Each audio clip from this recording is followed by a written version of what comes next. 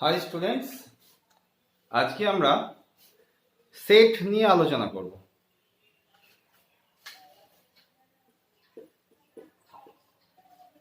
ফার্স্টে সেট জানতে গেলে আমাদের প্রথমে বুঝে নিতে হবে এর ডেফিনেশনটা। সেটের ডেফিনেশনটা হচ্ছে a set is a collection of A set is a collection of well-defined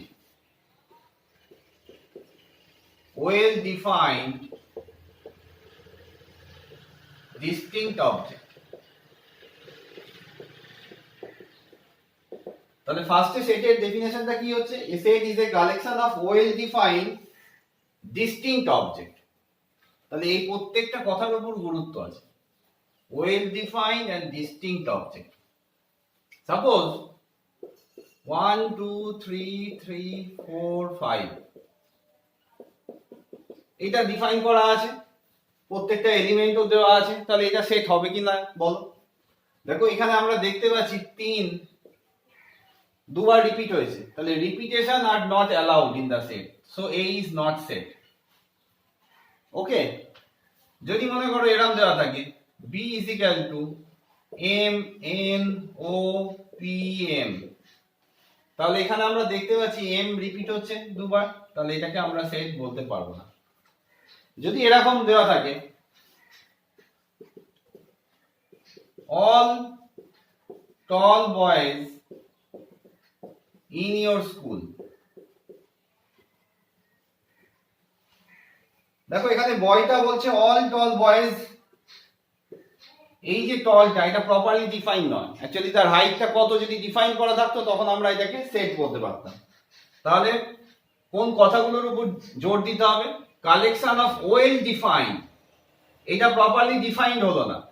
আবার কি ডিস্টিংক্ট অবজেক্ট, প্রত্যেকটা অবজেক্টকে ডিস্টিংক্ট হতে হবে, repetition are not allowed in the set. ঠিক আছে, এইবার আমরা আসি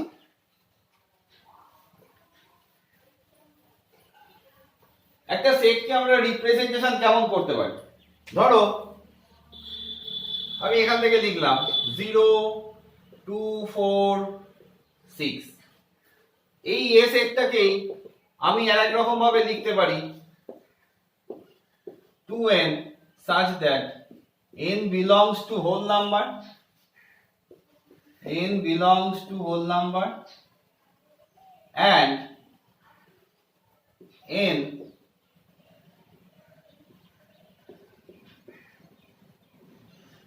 দেখো একটা সেটকে আমরা এ সেটটাকে 0 2 4 6 এরকম লিখলাম, আবার ওই সেটটাকে আমি লিখলাম 2n, যেটা n belongs to whole number, সেই হোল নাম্বারগুলো যেটা 0 থেকে 3 অবধি থাকবে।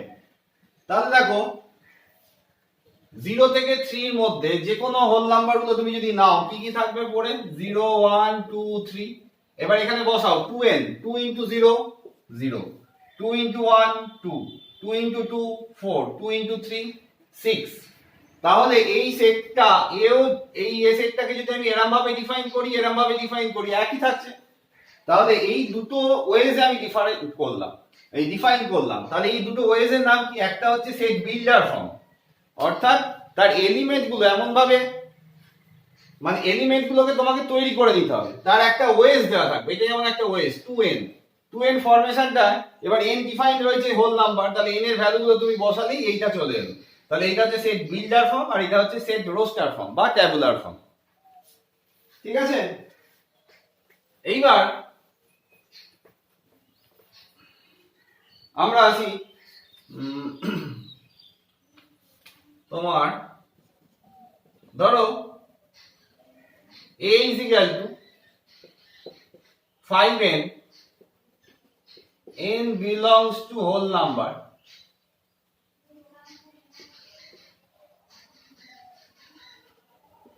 আর b is equal to n belongs to whole number। তাহলে a দেওয়া রয়েছে দেখো 5n, আর b দেওয়া আছে 2n, n belongs to whole number। আমাকে যদি বলা হয় এমন এলিমেন্ট গুলো বের করো যেটা a এর মধ্যেও আছে b এর মধ্যেও আছে, কমন এলিমেন্ট,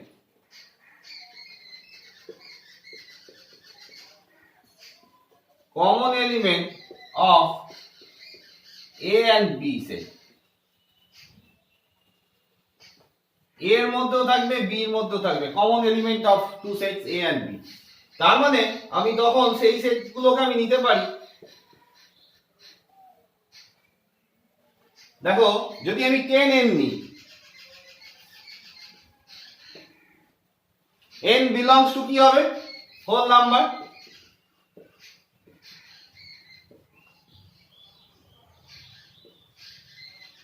কমন এলিমেন্ট যদি আমি নিই, দেখো এই 10 এর 10n যদি লিখি, 10n এলিমেন্ট গুলো কেমন, 10 20 30 40 এগুলো। তাহলে 5 আর 2 যদি আমি কমন গুলো নিই তাহলে দুজনেরই থাকবে, কি কি থাকবে দেখো, 5 10 15 20 25 এমনি করে যাবে। আবার 2 এর কেমন আসবে, 2 4 6 8 10। তাহলে যে এলিমেন্ট গুলো একেও স্যাটিসফাই করবে একেও স্যাটিসফাই করবে, অর্থাৎ দুজনের মধ্যেই থাকবে, কমন এলিমেন্ট গুলো যদি আমাকে বার করতে হয় তখন আমি কি ফর্মে লিখতে পারবো, 10n। তার মানে আমি কি করলাম, a আর b দুজনেই থাকবে, সেটাকে আমি বলতে পারি a ইন্টারসেকশন b। নতুন একটা জিনিস, a ইন্টারসেকশন b।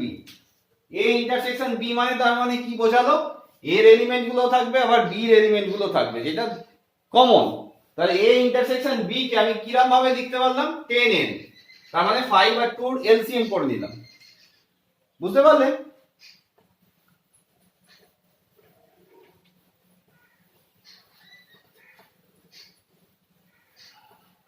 তাহলে একটা নতুন একটা জিনিস তোমরা শিখলে, সেটা কি,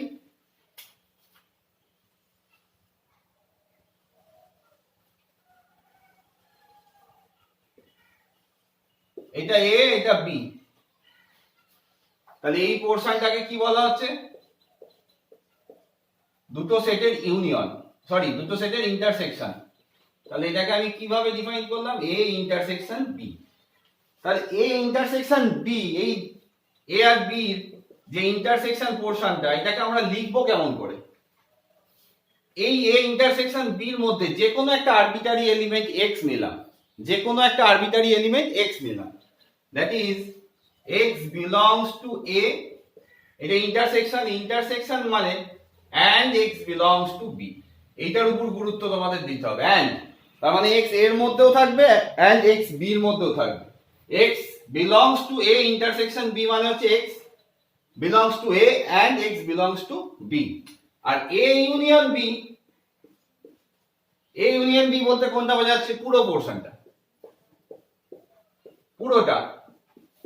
তার মানে আমি এখানে লিখবো x belongs to, যে কোনো একটা আরবিটারি এলিমেন্ট x নিলাম, x belongs to a or x belongs to b। তাহলে এই দুটোর মধ্যে ডিফারেন্স কি হলো, or আর and, বোঝা গেল? তাহলে আমরা এখন অবধি কি কি জানলাম, সেটের ডেফিনেশন জানলাম, সেটের ডেফিনেশন জানলাম, সেট কত রকম ভাবে একটা সেটকে রিপ্রেজেন্ট করি সেটা জানলাম, আর হচ্ছে ইউনিয়ন আর ইন্টারসেকশন জানলাম। এইবার আমরা আসি যে নতুন একটা কথা, এমটি সেট।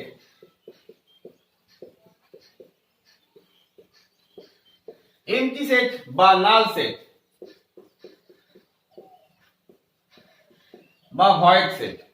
এমটি সেট বলতে কি বোঝায়, যে সেটের কোনো এলিমেন্টই নেই। তাহলে এটাকে কি আমরা এমটি সেট বলতে পারবো, দেখো এটাকে কিন্তু আমরা এমটি সেট বলতে পারবো না, কারণ দেখো 0 ইজ একটা এলিমেন্ট, এরই একটা এলিমেন্ট 0। তাহলে এটা এমটি সেট নয়, এমটি সেট হচ্ছে যে সেটের কোনো এলিমেন্টই আমরা পাবো না। তাহলে একটা एग्जांपल দিই, ধরো a is equal to 2n, n belongs to whole number, n belongs to whole number, আর b একটা সেট নিলাম 2n plus 1, n belongs to whole number। তাহলে এদের ইন্টারসেকশন, কমন জিনিস কি আসছে দেখো, a ইন্টারসেকশন b। তাহলে এইটা তো সব ইভেন নাম্বার আর এইগুলো সব অড নাম্বার। তাহলে ইভেন আর অড এর মধ্যে যদি ইন্টারসেকশন করি আমি, তাহলে কি বলতে পারবো, নাল সেট বলতে পারবো। বোঝা গেল? এইবার আসি ফাইনাইট সেট।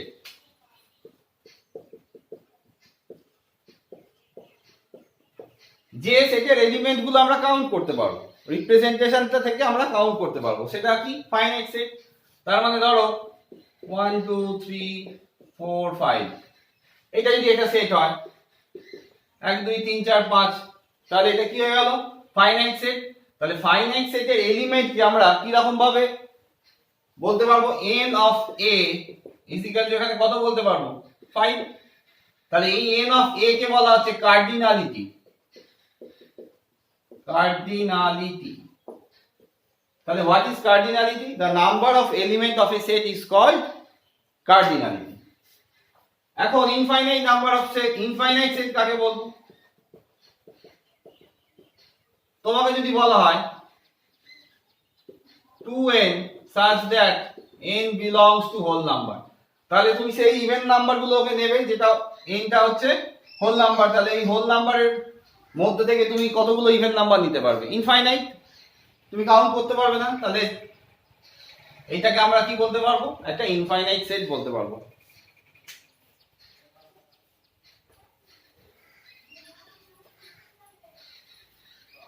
তাহলে দুটো সেট নিলাম, সাপোজ a আর b।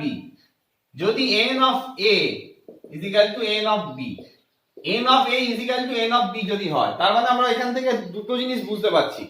একটা হচ্ছে number of elements of a is equal two number of elements of b। কখন আমরা দুটো সেটের নাম্বারগুলোকে ইকুয়াল প্রুফ করতে পারবো? যখন সেই সেট দুটো ফাইনাইট হয়। তার মানে এখানে মাথায় রাখতে হবে, if the number of two finite set, if the number of two finite set is equal, তখন এই a b সেট দুটোকে কি বলবো? ইকুইভ্যালেন্ট সেট বলবো। কি বলবো? Equivalent set. Equivalent set. n of a is equal to n of b যদি হয়ে যায়, তাহলে আমরা কি বলবো? ওটাকে ইকুইভ্যালেন্ট সেট। এখন দেখো,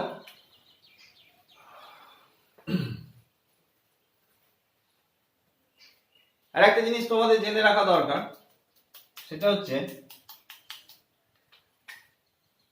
শুয়ে ফেলবে। আগের এবিসিটা মুছে দিলাম, এবার বোঝো। x belongs to a, x এর একটা এলিমেন্ট, a যে কোনো একটা সেট। আবার যদি আমি বলি x টা b এরও এলিমেন্ট, তখন আমি বলতে পারবো a is a subset of b। এটা হচ্ছে ডেফিনেশন। তাহলে x টা a যে কোনো একটা সেটের এলিমেন্ট, x টা যদি b এর মধ্যেও থাকে, তখন আমি বলবো ওই a সেটটা b এর সাবসেট। বোঝা গেছে? তাহলে কি রকম দেখো, 1 2 3, 1 2 3 4, আমি যে কোনো একটা এলিমেন্ট নিলাম। এটা ধরো a সেট, এটা হচ্ছে b সেট। এই x টা কি? যে কোনো আরবিটারি। x টা হচ্ছে কি? যে কোনো আরবিটারি একটা set.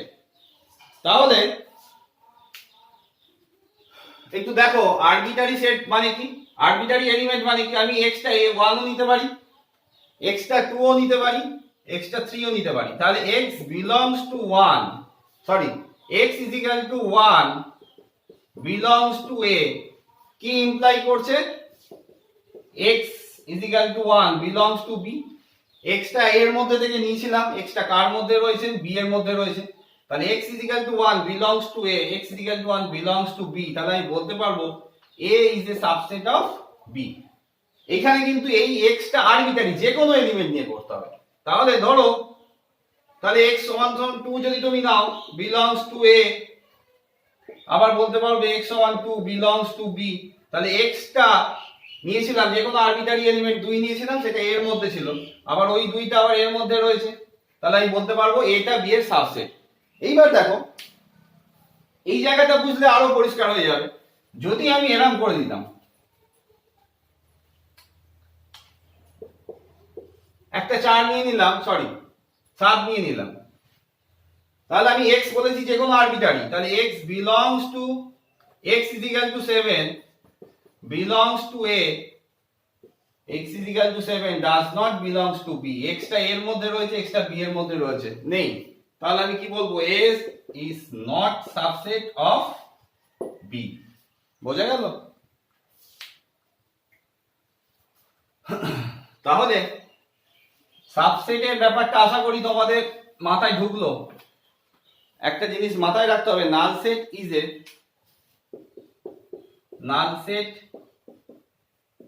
Subset of every set. Null set is a subset of every set. আর 2 number, every set is a subset of its own. Every set is a subset of its own. এই দুটো জিনিস মাথায় রাখতে হবে। এইবার আমি জাস্ট আর দুটো কথা বলে দিই, সেটা হলো সাবসেটকে আমরা দুটো করলাম, ভাগ করলাম, একটা হচ্ছে নরমাল সাবসেট আর একটা হচ্ছে প্রপার সাবসেট। এই দুটো জিনিস একটু শুনে নাও। সাবসেট যখন পড়ছি, a is equal to 1 2,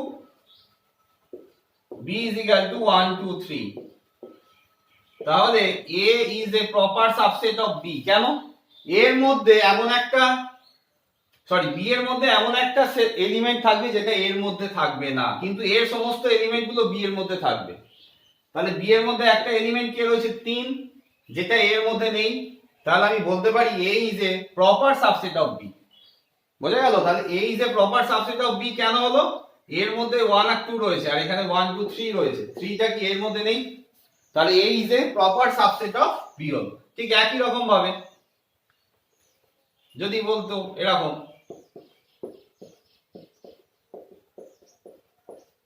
তাহলে এখানেও দেখো a 1, এখানে 1 2 3 রয়েছে, তাহলে a is a proper subset of b।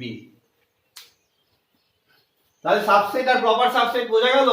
তাহলে এমনি যখন আমরা সাবসেট লিখবো, a b এর এটা হচ্ছে প্রপার সাবসেট, আর এখানে দেওয়া মানে এটা a b এর ইকুয়াল হয়ে যেতে পারে। তার মানে a is equal to 1 2 3, আবার b is equal to 1 2 3। তাহলে আমি বলতে পারবো a সাবসেট অফ b, কারণ আমরা বলেই দিয়েছি every set is A subset of its own. হলো? আর একটা টপিক লাস্ট, সেটা হলো পাওয়ার সেট। এর পরের ক্লাসে আমরা ওই অ্যালজেব্রা অফ সেট নিয়ে আলোচনা করব। আর পাওয়ার সেটটা একটু দেখে নাও জাস্ট। পাওয়ার সেট হচ্ছে, power set is a collection of all subset. Power set is a collection of all subset in a given set. Of a given set. Power set is a collection of all subset of a given set. তাহলে পাওয়ার সেটটা collection of all subset কি রকম হচ্ছে, ধরো a 1 2 3, এ থেকে কতগুলো subset তুমি পেতে পারো। ফার্স্ট হচ্ছে নাল সেট, তারপর অল সিঙ্গেলটন সেট, তারপর ডবল সেট গুলো, আর লাস্ট 1 2 3। তাহলে এই যে সেটগুলো নিয়ে আমি আর একটা সেট তৈরি করলাম, কালেকশন অফ অল সাবসেট, যত সাবসেট রয়েছে সেটাকে নিয়ে যে সেট তৈরি করলাম সেটা হচ্ছে পাওয়ার সেট। তাহলে নাম্বার অফ পাওয়ার সেটের কতগুলো নাম্বার, একটা ফর্মুলা রয়েছে, দেখো এখানে কতগুলো আছে, 1 2 3 4 5 6 7 8। তাহলে এখানে টোটাল এলিমেন্ট কত, 3 খানা। তাহলে number of cardinality of power set, cardinality of power set হচ্ছে 2 টু দি পাওয়ার n, যেখানে n টা হচ্ছে কার্ডিনালিটি অফ দা সেট। তার মানে এখানে যদি এই গিভেন সেট যেটা রয়েছে এর কার্ডিনালিটি যদি n হয়, তাহলে পাওয়ার সেটের কার্ডিনালিটি কত হবে, 2 টু দি পাওয়ার n। তাহলে 2 কিউব, এখানে পাওয়ার সেট কতগুলো হলো, পাওয়ার সেটের এলিমেন্ট কত হলো 8টা, দ্যাট ইজ 2 কিউব। যদি n হতো, সরি, যদি নাম্বার অফ এলিমেন্টস n হতো তাহলে কি হতো, 2 টু দি পাওয়ার n। তাহলে এরকম একটা কোশ্চেন দিতে পারে তোমাদের, আসে যে কোন সেটের পাওয়ার সেটের নাম্বার 81 হতে পারে কি? এই কোশ্চেনটা খুব দেখ, শর্ট কোশ্চেন একটা, যে কোনো বোর্ডের কোশ্চেনটা দেয়, ক্যান 81 বি এ, 81 কি পাওয়ার সেটের একটা কার্ডিনালিটি হতে পারে? 81 is a cardinality of any power set. তখন তুমি কি বলবে? 81 cannot be represented as 2 to the power n। 81 কে আমরা 2 to the power anything ফর্মে রিপ্রেজেন্ট করতে পারবো না। আর আমরা জানি নাম্বার অফ পাওয়ার সেটের এলিমেন্ট কি করে বার করতে হয়? 2 to the power n, as 81 cannot be expressed as 2 to the power n, so 81 cannot be the cardinality of a power set। ওকে, তাহলে নেক্সট ক্লাসে আমরা তোমার lodge of algebra of sets নিয়ে আলোচনা করব। আজ এই অবধি রইলো।